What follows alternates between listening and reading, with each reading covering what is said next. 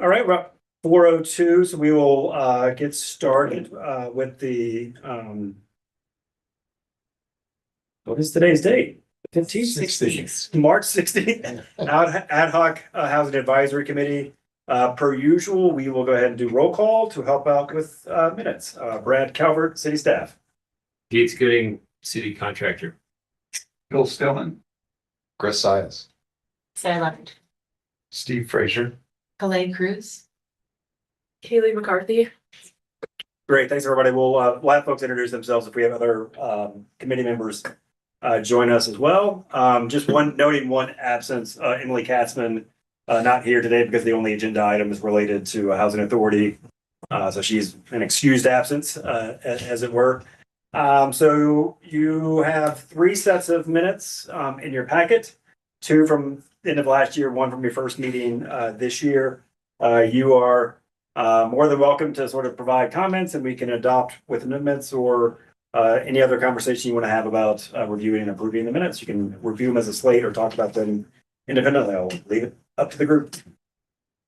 Any comments on the? We'll find if you Okay. Yeah, quick. Kitchen and comments. Okay, we'll do just a quick, okay, to approve the minutes, give me an eye. Aye. Thanks, everybody. So we only have obviously one discussion item for today. This is not unusual when we have kind of an open the bid type of meeting. So we will be doing that with, as mentioned previously, an application that was submitted by the Housing Authority related to the Whitehaven Mobile Home Park that they own and operate. Hi, Emily, go ahead. Go ahead and say, do roll call. Say your name. Emily McClarney. Thanks, Emily. We're just getting started. So essentially this is your open the bid meeting as it relates to the Whitehaven proposal as submitted by the Housing Authority. I do want to offer just a little bit of context for you all, just because there's been a fair amount of sort of activity related to the tax STR tax fund. So I wanted you to sort of have a sense of that as you begin this conversation. You'll recall Gates and I shared with you all back in November the beginnings of what we proposed to City Council for a rolling solicitation process for the short-term rental tax fund. You all saw it in November and went to council in December. That solicitation process sort of pointed to like 6 primary activities, 4 of which would flow through the ad hoc committee or some future version of this group, but 2 were sort of special and unique and were sort of set aside.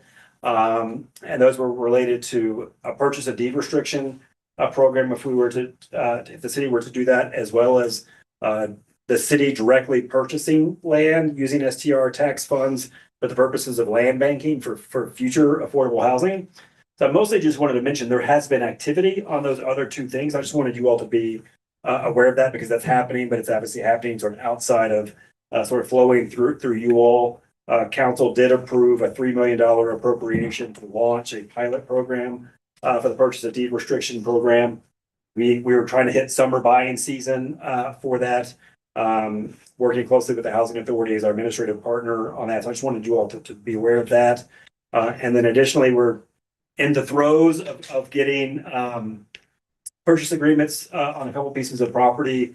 Already have a purchase agreement related to what's known as the Campbell property along Highway 40, and there was a first reading of a purchase of CDOT parcels adjacent to that same property. First reading last week, second reading would actually happen tomorrow. So, and you know, if all those things were to happen, including appraisals that work and actually closing, that's about $6.25 million, give or take, of STR tax funds specifically to acquire properties for the purposes of building affordable housing at that site. So I mostly just wanted you all to be aware of that since it's happening kind of outside of your purview, and then related to things that are more clearly in your purview, just so you all are aware. The 2 most recent evaluations that you all have conducted, if I'm remembering right, either started or completed, were the Village Drive apartments, as well as the Steamboat Springs School District. Both of those are essentially on hold at the moment. So I just kind of wanted you to be aware from a like velocity of request. Whether how and what way those come back to be determined. But I just kind of wanted you to have a sense those aren't necessarily like on a track to go to city council for an appropriation. So just, I wanted you all to have that context, as you have today's conversation. The one thing it committed me to doing sort of for your next meeting, when you actually have your evaluation conversation related to the request that's in front of you, is to make sure you have a really good understanding of the current fund balance as you are making, for all intents and purposes, an appropriation recommendation to council. So that's definitely on my list. Again, there's been so much moving parts related to awards and even sort of payments of awards. I just wanted you all to see that as up to the minute as possible when you have your next conversation related to this particular proposal. So with that, this is standard of what I call open the bid. I'd love to hear any sort of questions that come to mind to you to pass on to the applicant, in this case, the Housing Authority. Between what the notes that Gates and I and Kaylee will take and the recording, we typically have a pretty good handle on what your actual questions are. And sometimes there's conversation and we have to distill the question, but anytime you want to restate, to summarize exactly what you would like them to respond to, that's always super helpful, just to make sure we're actually gathering the information that's most helpful to your evaluation. The other thing that I would just note is this is very much an open the bid meeting.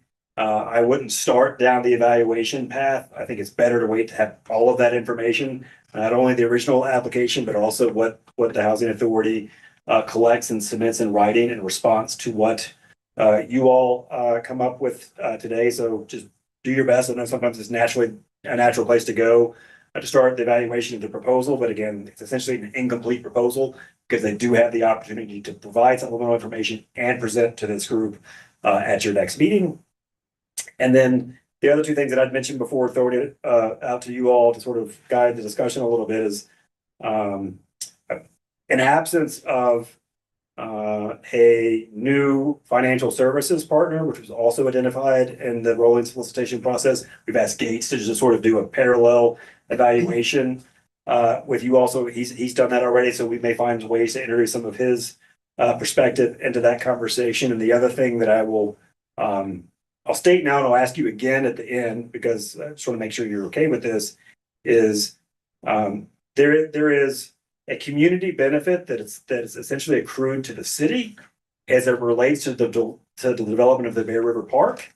That's sort of alluded to in the application, but I can ask Parks and Rec to more further detail out what that looks like in terms of like delivery of the park, timeline, how they think about the design of it. If that's of interest to you all, I will make sure Parks and Rec sort of describes that to you all, because the Housing Authority understands that there's a benefit to the city, but I don't think they fully understand what the benefit is. I would make sure that you all have that if that's of interest. I'll ask that again a little bit later. With that, I'm happy for the group to, again, this is to brainstorm, help us think through what questions. We're pretty good about whatever you come up with today. We will probably have it to the Housing Authority about midweek, if not, Thursday at the latest, and start the clock to sort of have them prepare their responses. And then as soon as we have everything in hand, we'll schedule your meeting to essentially do the full evaluation of the proposal. So happy for you all to just dive in. If you've got any sort of upfront questions you want to ask of me, all those sorts of things. I kind of felt Sarah had a question. Go ahead, please. I missed this if this was in here, but reading through, it seems like the Housing Authority offered to put some sort of deed restriction on these homes in exchange for the grant money. Is that something that the people who live here want? Have they been asked? Are they okay with it? Do they have a choice? Well, I don't know. Well, Like, that's what I'm do they have a choice? Like, Yeah. so right now it's not deed Yes. restricted, so they could sell their home for whatever they want. Wait, Uh-oh. With mobile home park, right, they can only sell the physical structure for what they want. Right, but I mean, mobile homes right now are going for $250,000, or some of them are. I just don't know if they have a choice. And I guess the shot is that actually devalue the actual homes. I think it would actually increase the value of the homes, because if you're lowering the lot rent in comparison to other properties. I feel like this is a very specific question we ought to ask the Housing Authority. Describe how, basically, to what degree, if you had conversations with existing residents, are they okay with the restriction that's being proposed, or like what has been that conversation? I mean, What's even the mechanism? How do you Yeah. proactively makes them move their trailer thing? it would be essentially new occupants would be qualified. Because by definition, the old occupants are probably selling. Yes. Yeah. Just to tag on to that, I know at one point when we were talking about the mobile home park in Milner, Emily mentioned that she was in support of not having any sort of like growth cap or rent cap or I don't, she expressed something along those lines, and I'm just curious what's gonna be different about this deed restriction than what she was saying she does not support for the other mobile home park. Can Maybe I somebody clarify else- what the Yeah, restriction is? please. So there's already a workforce restriction on the mobile home park, and they're proposing a further eligibility restriction. So that you have to be, yeah, under 140% AMI, and there's some debate about how restrictive is that. There's a question of whether that would comply with Colorado rules about how mobile home parks are run, because you can't like limit people's property rights. There is no proposed limit on lot rent in the application. So it's kind of a limitation on what the owners can do, who they can resell to or lease to, but there's no limitation on YVHA. Yeah, that was kind of my, was that something you would So- want as a homeowner there? I mean, I think Milner had an owner, but Too. That's it. I guess just a related question, one of the things that you mentioned in there was that there are people that I guess perhaps do not meet the income cap, and so they're grandfathered in. And I would just wonder what percentage of the, is that 50% of the people, 75% of the people, or is it 2 people? You know, that are, Existing occupant. yeah, that are grandfathered in and wouldn't be subject to reselling at an income restriction. I thought that there is a owner occupied clause in this one. There might be. I think there is. Okay. Like currently think there that is. Oh, okay. I'm- Yeah, I should have. Right. Well, if it already has workforce restrictions, adding the income, I'm just a little interesting to say that we're restricting it further. I know that's at least not goal. At more. More restrictions, but I wanted to really search the purpose. oh yeah, Oh. okay, yeah, it's already. Okay, that's kind of an interesting question because our original charge was to come up with affordable housing for 60% of AMI. And if you look at what the most affordable housing would be in the valley, one would assume that it would be mobile home parks. And if we're going to 140% AMI on mobile home parks, To qualify the occupant. yeah, Yeah. where exactly are you gonna find housing for 60% or 80% or 100% of AMI? I don't know that necessarily mobile. home exactly where 60% is gonna come. But, I don't know, that's a good target. But does that mean that it's less valuable? I don't know that it's less valuable, but it's maybe less valuable. I'm not sure. Well, and for in this case, I mean, what you can't possibly know is essentially what debt a homeowner has related to their vehicle, or their structure versus, I mean, the lot rent comes in at roughly 60% AMI, give or take, for a single person household. It's the other side of that equation that you really don't have much window into. I wonder if Housing Authority would be willing to put a limit on themselves and say, we'll only raise lot rent X%. Or not to exceed X% a year or something, so then. So that's certainly the type of thing that can find its way into the grant agreement. I mean, they modeled this out essentially showing like maybe it was 1% a year increase or less than that with STR investment. They would have a different sort of pro forma if they had to pay debt service from the other source they're looking at. Probably really the way to keep it, right? Not the one. All right, but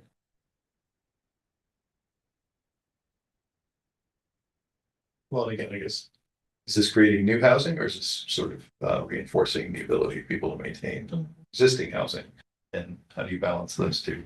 That was my other like philosophical question, but like it's really hard to say like no to clean water for people because I that guess, feels especially bad. how much it's been down, but it's not creating new units. But it's not creating new stock of affordable.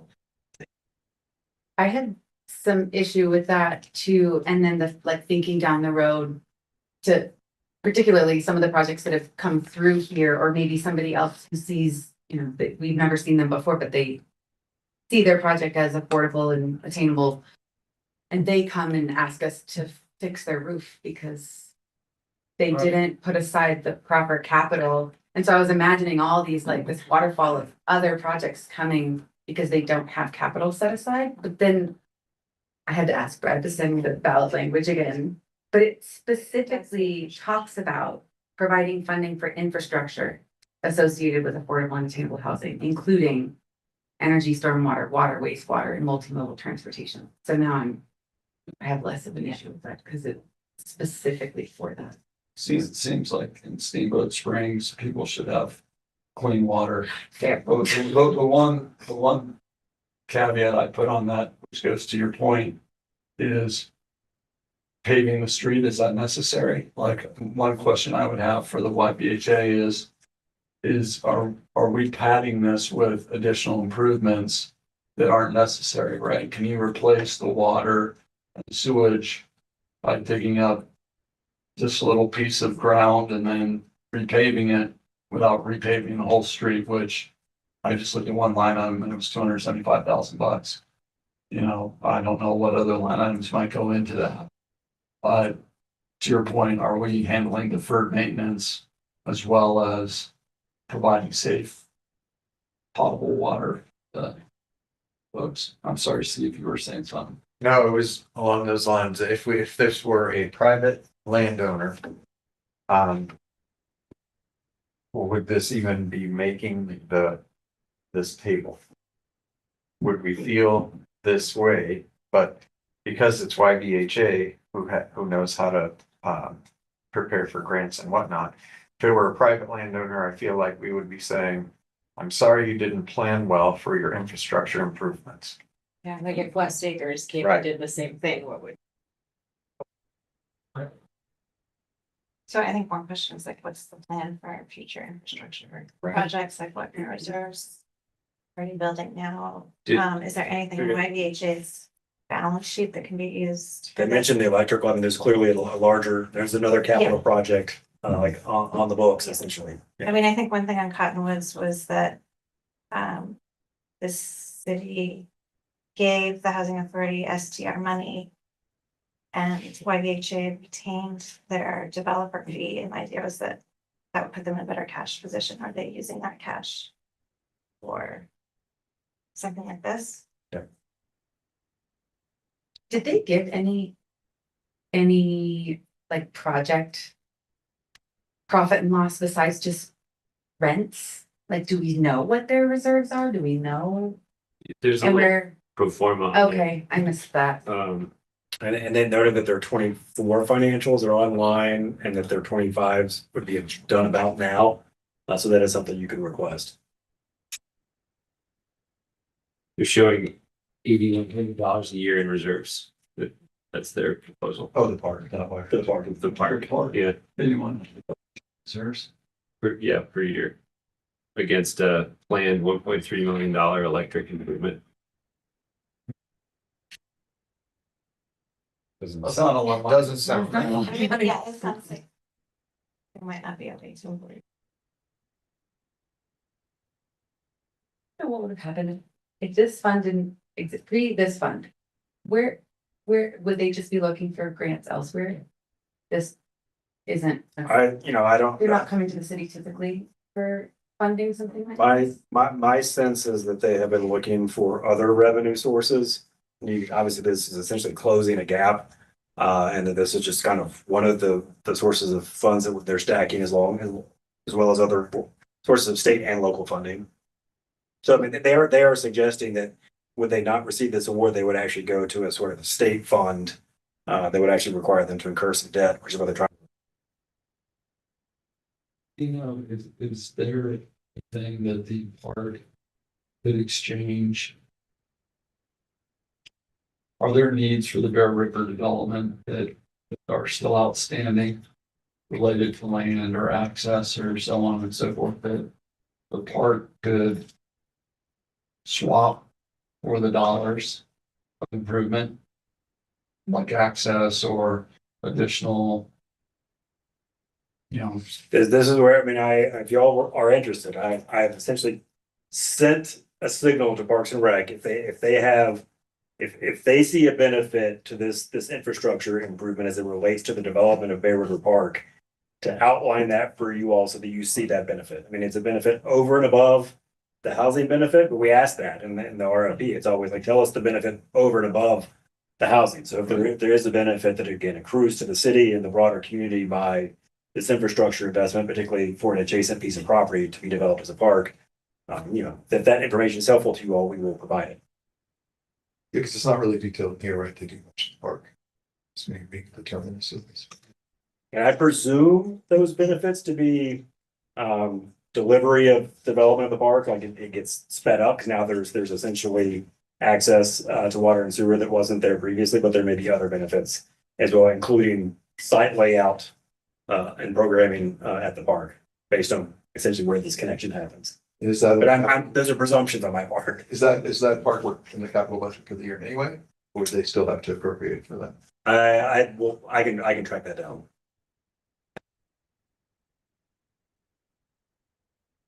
Clay, I think to your point, wasn't 75% of the STR originally sort of dedicated to Brown Ranch? So this is a little bit of a surprise pool. Can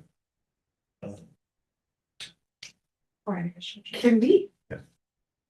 I'd like to see like real bids, cost bids, and I don't know if that's something that is fair to ask of them. But these numbers from their engineering opinion, estimate yeah. team feel like opinion and not reality.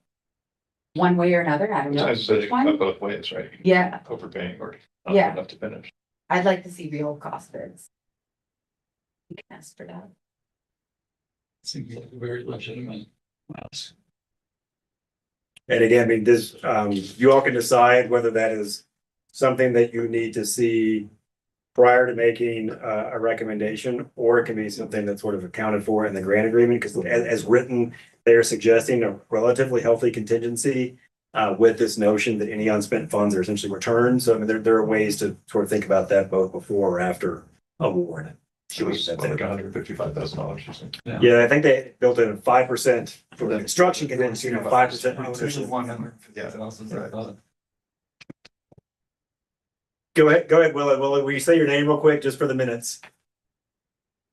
And you're still muted. Oh, yeah, unmute you. I got you. That was very good. Thank you. I hadn't experienced that feature before. Yeah, so I just wanted to ask about, I also, it struck me that the engineer's estimate of probable costs felt a little shaky for hanging our hat on. But I also appreciate the desire to get this work done now, this season. So was just curious about potential ways to work around that, or even maybe it's just a question to the Housing Authority on what contractors have they spoken with? Do people even have capacity to do it this season? Because it looked like a very tight timeline to like get bids and get under construction. And then I was also curious about how the changes affect the residents' utility costs. So, is this going to be, more expense, less expense, or neutral to the homeowners within the park? I'd say flat fee going to now it'll all be metered, so it'll be what it is. So Yeah, I mean, that was the only thing that I remember in the application was essentially with individual meters, people will regulate water usage, but we can certainly ask if they've generally estimated what current versus future is likely to look like. Cool. That's that what you're asking? Willa? Yeah, I'm asking, I'm interested in sort of how it, it's very clear how it affects quality. I was curious how it affected price. Yep.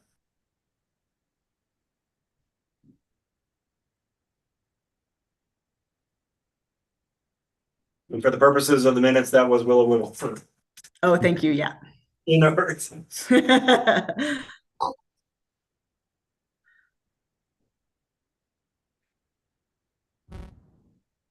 other thoughts, questions from the group? I could just chime in with one other thing here, Willa speaking. I just thought it was a thoughtful, comprehensive application. I didn't have a lot of questions. And I also thought that the concept of mirroring the rules that YVHA has in place, mirroring those in a deed restriction so that it was then sort of, it expanded upon the practice they already have, but like made that more permanent and official, had some value to it.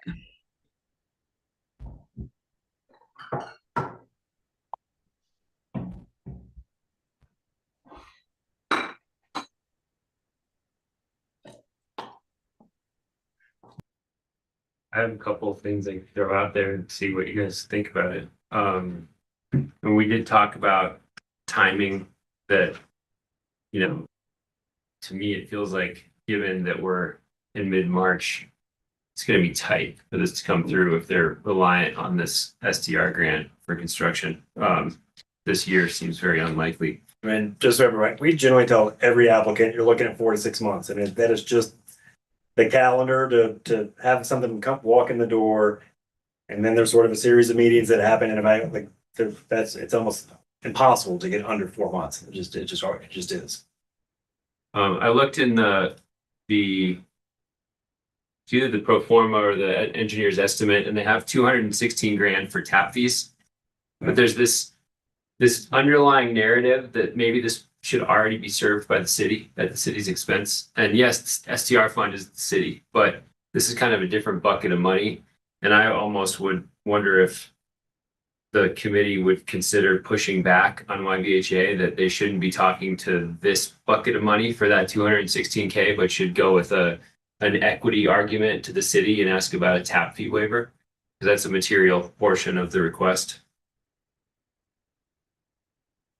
Yeah, I noticed the tap fees too, and I thought it's a very reasonable suggestion. Yeah, just the stabilization, like, should they be including the electric system? I mean, if they're coming here, usually, Right, do it all at once. yeah, the conversation is like deed restrictions in perpetuity, but this is like, we're giving you this money and then you're gonna have to come back in 5 years for this electric update. And how critical is that electric? Are there risks that all of a sudden things are gonna like blow up and they're gonna be in here in 6 months, you know, or like, what does that look like? Yeah, well. But listen, I'm just wondering, like, I've been in one of these mobile homes. Maybe it will blow up. And then there's a bunch of stuff in the pro forma that I can go into if you guys want to go there. Yeah. But I mean, do you have thought, I mean, before this notion of the full picture of the infrastructure upgrades that are needed, that does, I mean, whether it's sending more of a signal as to what does this electrical upgrade require? Do you anticipate requesting STR tax funds for that? Because I mean, you know, like everything else, what we're paying for is the restriction here. And so I don't know that they would be in a place where they could get this infrastructure upgrade and layer this restriction and then come back later and ask for additional infrastructure dollars and keep the same restriction in place. If that's really important, I think we need to communicate to them as an applicant. Like, if you really want one request, make it one request, or make it very clear as to whether you anticipate a future request as well. But for perspective, the current request is 147,000 per lot. And the electric would be another 50,000. So we'd be at 200,000 per lot if the STR fund was doing all the infrastructure. Is that or is it 77? It was like 74 or something like that. on the. Oh, sorry, the total project is Yeah. 146. Yeah. Yeah, okay, you're right. Half So- half us, half Sorry, sources. so it'd be 125,000. If the electric was included. The proposal notes that they're anticipating the need and is building reserves to enable debt funding for that capital project. So the words state that they have taken that into account. Does your lot rent go up anyway? Right. It's like lost your equity and your lot Right. rent goes. Related just to the electric. So they say that, yes, but there's no commitments. The pro forma only shows 8,100 a year. And it only forecasts lot rents out for like the next 5 to 7 years. Am I remembering that right? And we appreciate level of inflation. So. I mean, I think it's such a worthy project. I'd love to figure out what that fitted into the SDR box, but what's the chance, Brad, that you said this is a little dodgy legally, the deed restriction, what's the chance that they get rolling on this and not gets stuck in litigation or, holds the whole thing up or undermines it after? I generally think, based on previous conversations with council, and obviously every conversation with council can be slightly different, that they are positioning this as a naturally occurring affordable housing development, that through this investment now actually becomes a restricted affordable housing development. That's what we pay for. I mean, it's not any different than anything else we do. We always pay for the restriction. So as long as we value the restriction, and let's call it $77,000 per unit, that generally pencils both legally and from an investment standpoint. That doesn't circumscribe the property rights of the people who actually own the actual structures. Well, I don't think so. I'll do some research on what the Colorado mobile home park rules are. I'm just curious, I mean, you're adding restriction to an existing homeowner to existing home, which is not new.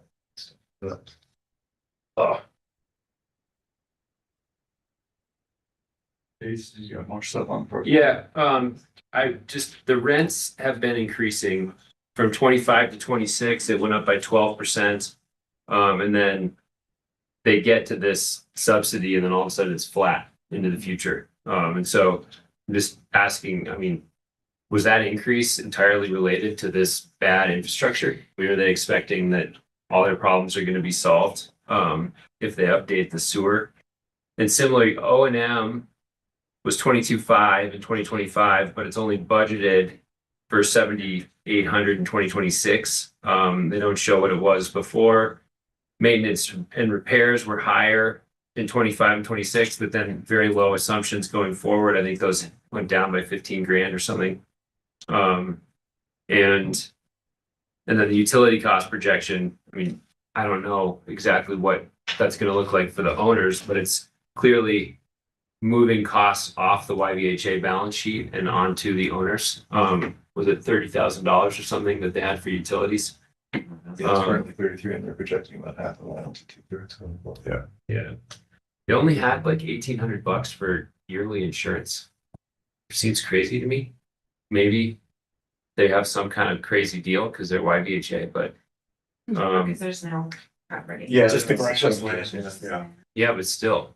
Yes, this does is seem- low for that. Use Those, even the utilities, Yeah. yeah, utilities, like, they're on that. Yeah. Just liability insurance. Yeah, I mean, who knows?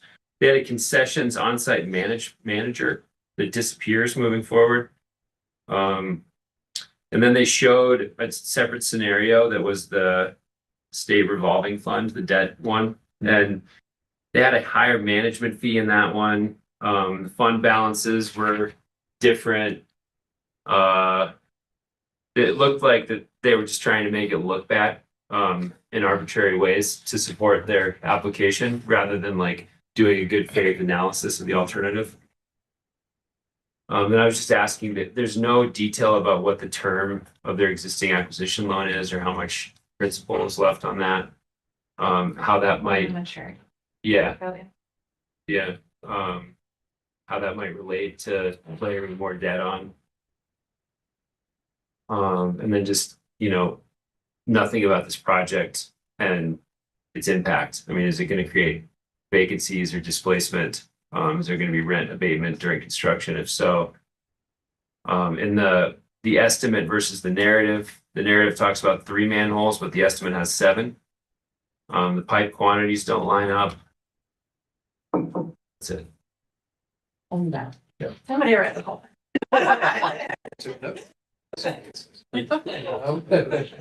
The displacement's a good point. Seeing as how the narrative reads that piping and everything for the water is It will be better located after the project, but there still is the part to actually get it started. condition.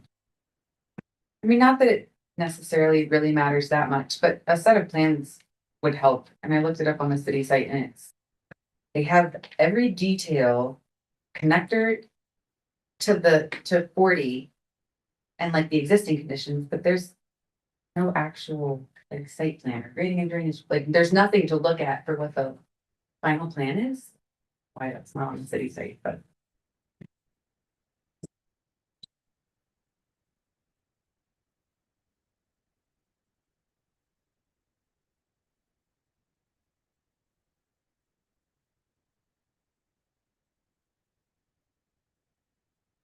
Anything else? What Kate said. We get paid. Well, and I mean, does YBHA have a bucket of money to do this internally since they already own the property and it's sort of maintenance that they bought deficiencies in? So does it have to be STR? It's like it's really adding more affordable units, or could this one do something else? And again, I'm not against that, just somewhat rhetorical question. Well, I mean, that's part of your evaluation. I mean, to me, that is 100% in your purview, to make that, have that consideration, particularly when you have, everything in front of you. Because YBHA has been in possession since I think it was 22. 22. So the question is, is there, to your point from earlier, more coming in terms of, I'd like to see the entire reserve plan and detailing this project, the electrical, and whatever else we don't know about. Just good faith. Is there something else in the future that's going to be an issue? It may not be a request for us, but that would be a standard thing that we look for from any property. What other deferred maintenance is out there? Yeah. Well, and is this STR money becoming kind of a slush fund for various unmet needs that fall properly into the category? Maybe that's what it's perfect use for, but it sort of feels like in some ways it's heading in that direction. We're going back to Gates and the tap fees, and this is more a question for you, Brad, and city, but using STR funds, we're getting a restriction on rent levels, but are there other buckets of money in the city that would be more appropriate to provide clean drinking water to areas within the boundaries of the city of Steamboat? I mean, how's that coming to STR? Besides the fact that it's the Yankee Valley Housing Authority that's making the request. May I restate it slightly differently? We often, I recall the conversation with the school district's proposal, which was something along the lines of what other sources of funds that may be only available to you as a district, and to what extent have you extinguished the likelihood or the probability that you could tap into those funds? This is a similar thing, but from a city perspective, are there different colors of, let's call it, city money, Right. that could essentially bring the STR request down? To what degree have you explored those, and have they been extinguished such that you are now asking for 2 million rather than 1.8, whatever that number would be? So that feels like the question that you're asking. They obviously have done a fair amount outside of local resources, but how much have they actually explored other colors of money that maybe have a tie to the city in some way? Is that Good kind of statement. okay?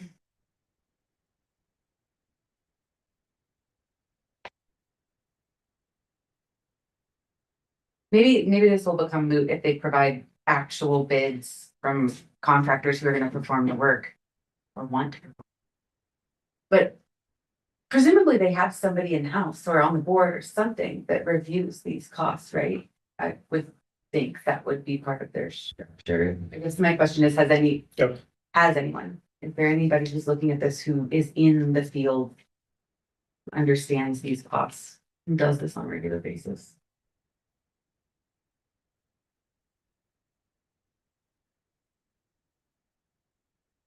Which, I mean, to your point, maybe move, like, the bids are gonna come in how they come in. Yeah. But I'm curious what their confidence is, in terms of total project costs.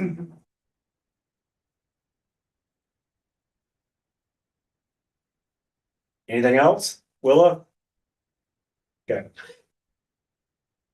I didn't want to sell you on a quick meeting, but I thought this might be a relatively quick meeting. So anything else from the group? Casey, is anything from you? One last observation.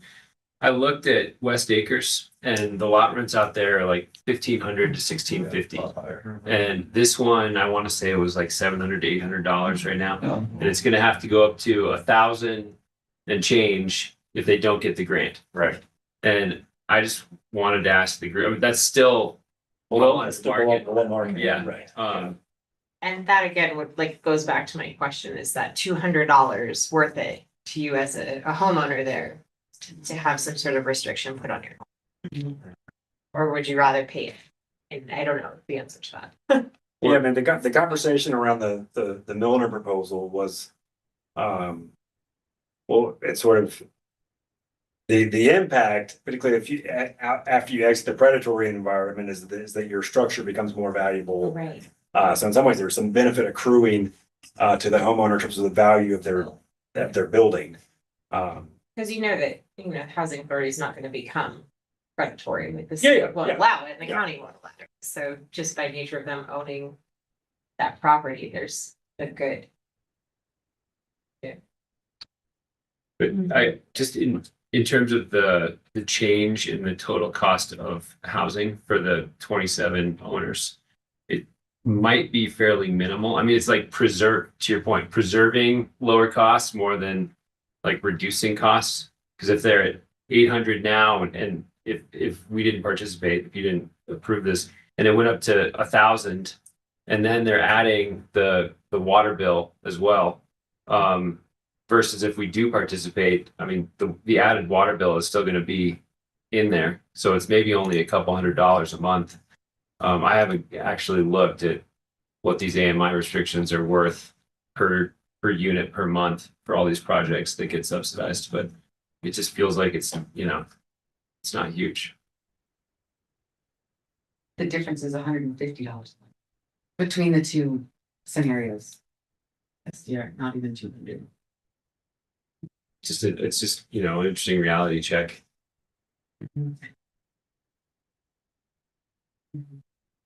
What specific questions are we asking them about their engagement with the owners on this, or?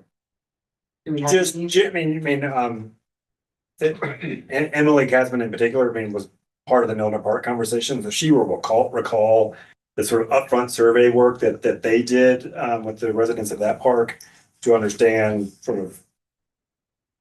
In some ways, they weren't being asked about a restriction, but it was like, to what degree do your existing residents qualify for the types of restrictions that might be imagined here? But I think we would be asking something more like Sarah's question, which is, are they aware of a new type of restriction that would impact essentially a future buyer of their unit, and just make sure that has been communicated.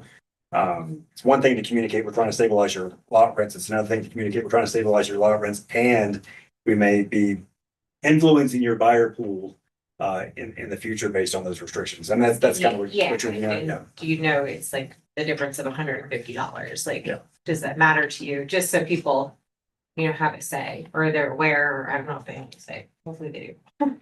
Yeah. You're right, it's an easy pitch to say we can get the money from the city, no strings attached, but. Well, and that sounds great. Like if I out there, I'm like, yeah, like Yeah, get it of from there. course. But if I don't understand the reality, But, what this conversation is, they could go forward and not have a constraint placed on them that's a constraint placed on them because they had been in receipt of these Yes. funds Right. and go directly to the state, incur some debt, increase their lot rents and still be below market. So I mean, it's, do the residents of the 27 units have a relatively good understanding of that series of trade-offs that are being proposed here. Is that right? I mean, Yeah, it's- I would just want to. I guess, Yeah, can they actually, oh, sorry, no, you go ahead. can they actually provide some examples of that engagement that they've Yeah. had and holes of support? I guess my question is, this is a 4 to 6 months process. Does that sort of condemn the idea of getting it done this year? And could they do it faster with other sources of funding? Because it sounds like it's pretty, time sensitive. They need to get it done now. And so does this actually work against that? I mean, why is if they try to do the STR for? Or can I get a bridge loan? Yeah, something. Yeah. And then help to get it back. I was also wondering, is there like $100,000 filter they could put on their well? And, Yeah. you know, like, do they really need to do municipal water? So what is, did they say what the actual, I just assumed that all of the infrastructure was failing. They actually state what. There were a lot of There's, bad taste and And pressure pressure. issues. Yeah. okay. And the sewer is a matter of getting it to where it's actually a place Right. that's easier to do maintenance on. Because right now it's all sitting directly underneath the units. I've heard the water's be terrible. But there's a lot cheaper ways to make water taste good than $4 million. You do a lot to water. Assuming. Well, didn't Bear River used to be like a dumping ground or sewer receptacle? And isn't there potential leakage of that into the groundwater? I'm not aware of that. No. I would imagine they would have had a hard time putting a well in if that was the Yeah. case. But And they know, they mentioned that, you know, the well has all its permits, is operating as it should. Right. It's just a pressure and a taste. I mean, you can fix pressure and taste Should we ask? with if- a lot about less that? infrastructure. In the application, they said one service line has a leak and another one have like a tight bend. Yeah, Yeah. so, but that's the only evidence they gave. Maybe there's a short-term fix that deals with immediate issues and then they can figure out the long-term fix.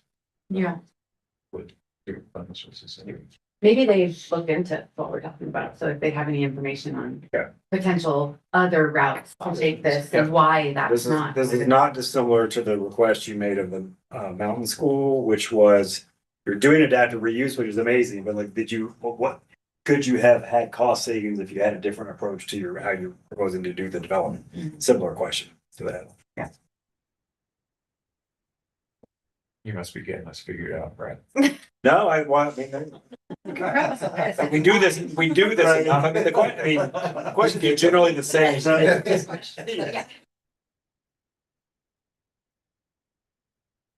Anything else from the group?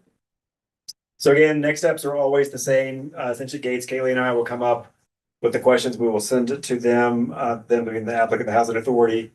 When I have those responses in hand, you'll see a poll for me to schedule your next meeting. That will include a packet that includes original application plus supplemental information. And then as per usual, unless you all have changed your mind, I will have the applicant here to make it, 15 to 20-minute presentation as well. I tell, just so you all know, I always tell applicants, you can stay throughout deliberation or you can step out, whatever your comfort is. At some point, you all are deliberating and not asking questions of the applicant. So I will leave it up to them how they want to handle that. But that's essentially where this goes from here. Is it possible when applicants are here that we request that if they want to stay in here, maybe they like. However you want to do it.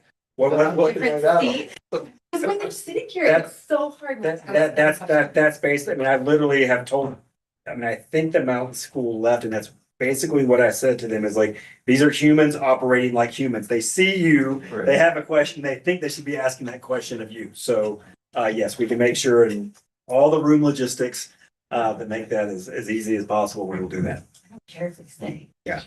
Right. Not getting too far into it, but according to Chat GTP, Bear River Park industrial use wastewater lagoons. The land where Bear River Park sits today was not natural parkland. It was used by the city as wastewater storage lagoons connected to the steamboat sewers treatment system. The park area or the It's got mobile a home park area? The park area, but. Yeah. There. Yeah. Next door. Yeah. means your plants grow fast. Right. You mentioned this next. Well, thank you, everybody. Thank you, Will. Appreciate it. We'll be in touch soon. Thank you. You See you soon. 6th Street, like right in front of Alpenwood, there's retail on the bottom. There will be one commercial bay and I think it's spoken for. I just checked it.